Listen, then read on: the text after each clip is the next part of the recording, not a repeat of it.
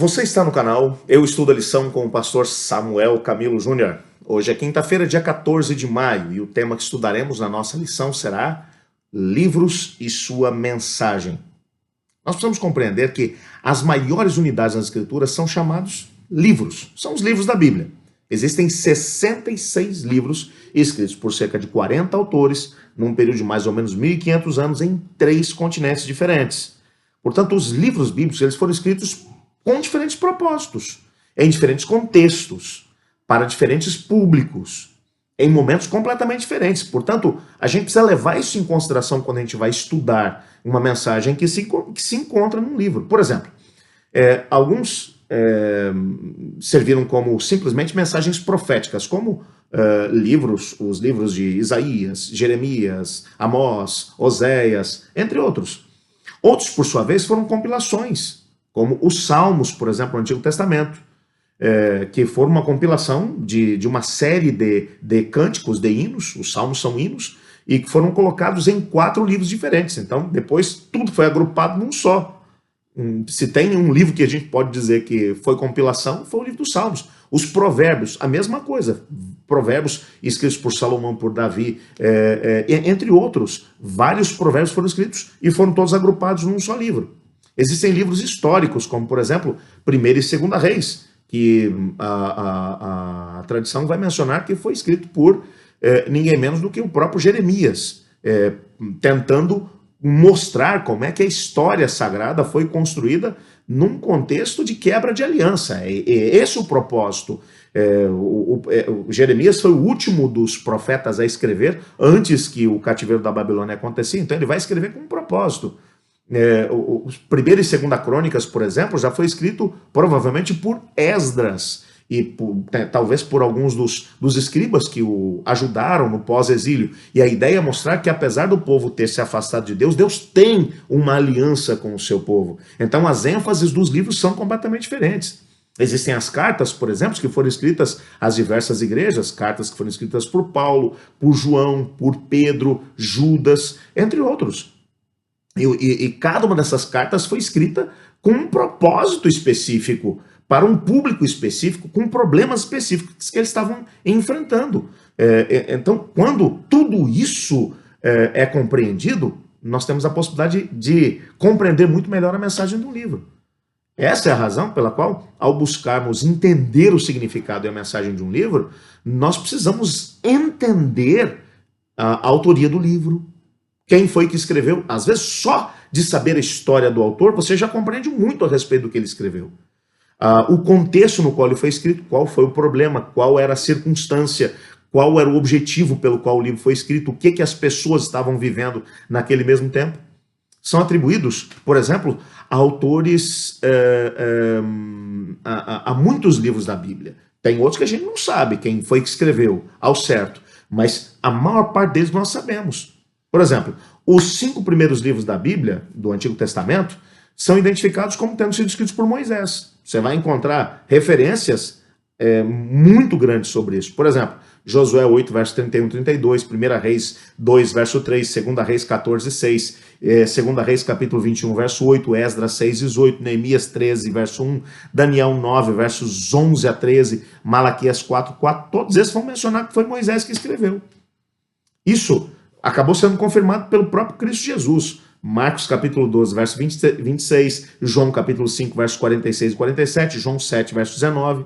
E ao mesmo tempo os apóstolos confirmaram a mesma coisa. Atos capítulo 3, verso 22, Romanos capítulo 10, verso 5. Em outros casos, alguns autores bíblicos não foram identificados. Por exemplo, os autores dos livros de Esther e de Ruth, nós não sabemos quem foi. Quando olhamos, por exemplo, para outros livros onde os autores não foram mencionados, a carta aos Hebreus, nós não temos ideia de quem foi. A gente pode ter algumas desconfianças, mas não temos ideia de quem foi o autor.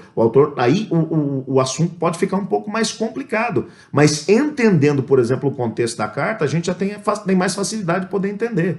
Aí a gente vai tentar estudar o que os pais da igreja falaram, as pessoas que estavam mais próximos da carta, como é que eles compreenderam quem foram as pessoas que receberam essa mesma carta ou que tiveram acesso a esse mesmo livro, para poder tentar entender.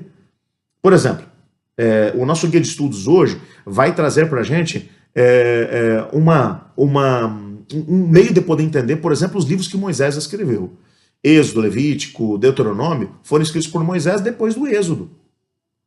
Mas nós podemos entender, por exemplo, que Gênesis ele é fundamental como um livro histórico das ações de Deus, tanto na criação, no período patriarcal, que levou à formação e à escolha de Israel enquanto nação, o chamado de Abraão, os diversos patriarcas, a formação dos 12 patriarcas que deram lugar às 12 tribos de Israel, até a chegada do Êxodo. Sem Gênesis, você não vai compreender depois o que aconteceu lá no Êxodo.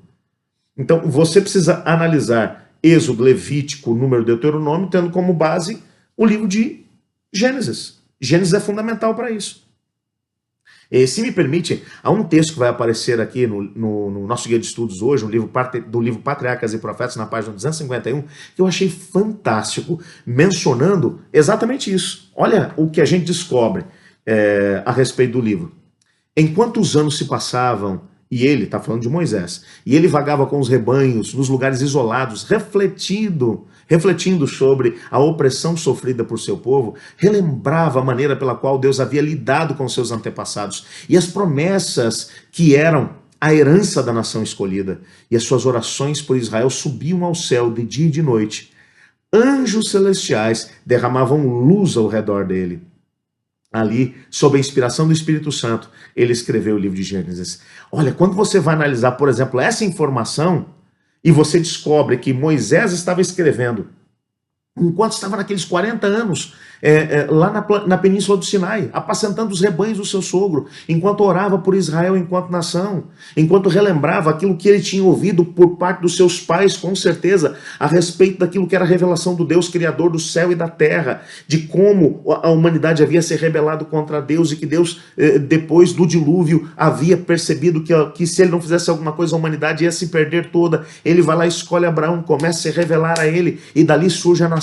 E nesse contexto, os anjos celestiais começam a derramar luz sobre ele, dar a ele revelações, e ele começa a escrever o livro de Gênesis. E ele escreve o livro de Gênesis. Olha que fantástico é isso. Quando você analisa isso, você tem a possibilidade de poder olhar para o livro de Gênesis sob uma perspectiva diferente.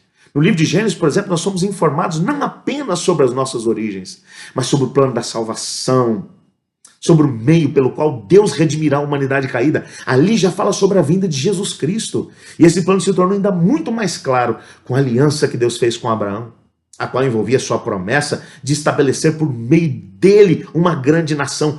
Todas as nações seriam abençoadas através dele, com a vinda do próprio Messias, quando a descendência dele se tornasse tão vasta como a areia da praia ou como as estrelas do céu.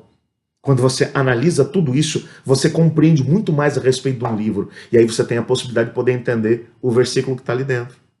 Por exemplo, quando você vai ler agora o livro de Gênesis, você já sabe, Moisés escreveu isso enquanto ele estava lá na planície do Sinai, apacentando as ovelhas do seu sogro, ele preocupado com o povo de Deus, tentando mostrar que Deus tinha um propósito para eles enquanto nação.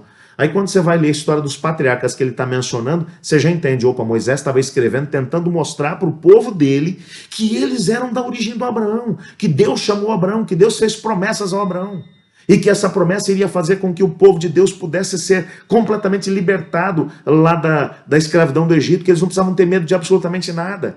Isso te ajuda a compreender o texto de maneira muito mais alargada. Você entende como é importante agora, não apenas, como nós dissemos ontem, você analisar os textos, aquilo que vem antes e o que vem depois. Às vezes você precisa compreender o livro e o contexto dele para poder entender a mensagem. A mesma coisa, a gente fez um exercício aqui hoje só sobre o livro de Gênesis. Quando você faz isso em relação a todos os demais livros, você descobre coisas fantásticas e tem a possibilidade de poder compreender muito melhor aquilo que é a vontade revelada de Deus dentro da sua palavra. Mas para isso, eu volto a dizer, a gente precisa gastar tempo com a palavra de Deus. Para sermos o povo da palavra, nós temos que gastar tempo com a palavra. Eu te digo com toda a certeza do meu coração, se você gastar pelo menos 1 hora por dia com a palavra de Deus, você é capaz de poder fazer isso.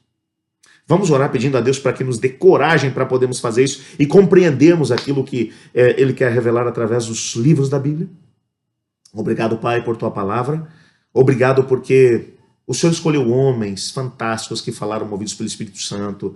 O Senhor em situações específicas, deu a eles essas revelações, os inspirou a poder escrever. Ajuda-nos a gastar tempo, Pai, a termos o desejo, a curiosidade de podermos compreender em que contexto esses livros foram escritos, para podermos compreender as mensagens neles contidas.